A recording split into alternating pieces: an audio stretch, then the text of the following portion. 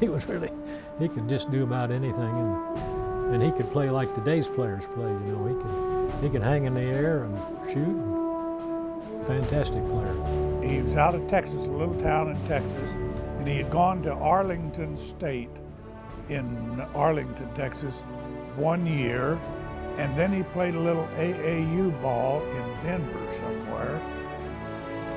But he had college eligibility left. In fact, we thought he had quite a few years. So Jack Gardner brings him in from the AAU team out of Denver. And of course, Howard, I think, is maybe the best college ball player I ever saw. And he made our team. He was our team. He like Beasley is for us. He made the team. He was so good. Howard Shannon, in the years that he played, was another Michael Jordan. He could take off at the free throw line and dunk the ball, and he was about 6'3", 6'2" or 3. But he could also shoot. And I remember the game against Oklahoma State, because Coach Iba never liked to check, as I call it, on defense. He wanted to play strictly man-to-man. And Coach Winter devised a double pick offense against Oklahoma State, and Coach Iba didn't know how to attack it. And they just sent Howard Shannon around to shoot, and he had a great night. I think he got close to 30. He could do everything that a guard needed to do: defend, score, dribble, team leadership, a terrific free throw shooter. He is the go-to man in the clutch for K-State. In that 48 season, it's Harmon in the inside, it's Shannon on the outside. Howard was probably the greatest player I've ever played against. I played against him in half-court season just like I did Ernie, but Howard was a probably 37 or 38-year-old chain smoker who could hardly breathe. But anyway, I played against him twice while I was at K-State in half-court. He was a great jumper, really quick. He had the old run and push shot.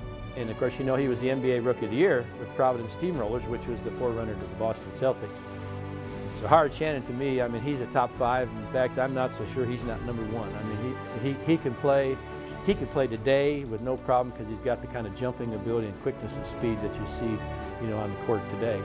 Howard, as a coach, was very quiet. Never really said much, but he was really fundamentally sound, and he evaluated talent extremely well. He incorporated into Texas system a skills test that they used to give all the freshmen when we went in to see what our speed and quickness was and what our hand-eye coordination was. And from that, he predicted that some of us, not that we weren't recruited highly, we really weren't in comparison today, but he could see potential in us. And Tex always said about him that he probably evaluated talent as well as anybody. One of the things that was fascinating about Howard was that he did the scouting reports. And the other team that we were going to be playing, according to Howard, always had someone who could get clear up to here. And so that became kind of a catchword. And Tex would say, Howard's going to give our scouting report now. And everybody would say, Howard, do they have anybody that could get up to here? We used to call him Mumbles, because he'd get on the board and he'd start drawing up the triangles, and then he'd stop he had hesitation in his speech all the time, and he'd be drawing the triangle up there, you know, back and forth and back and forth. And of course, Matusak, he would always sit in the back and say, well, he said, Coach, he said, what's that one line up there for, you know? But he was a good instructor, a good coach for us, particularly as a freshman. He had total responsibility of getting us developed and bringing us along, and I have a lot of respect for him. Very sound tactically, very good evaluator of talent, and to me, I still consider him the greatest basketball player K-State's ever put on a K-State uniform.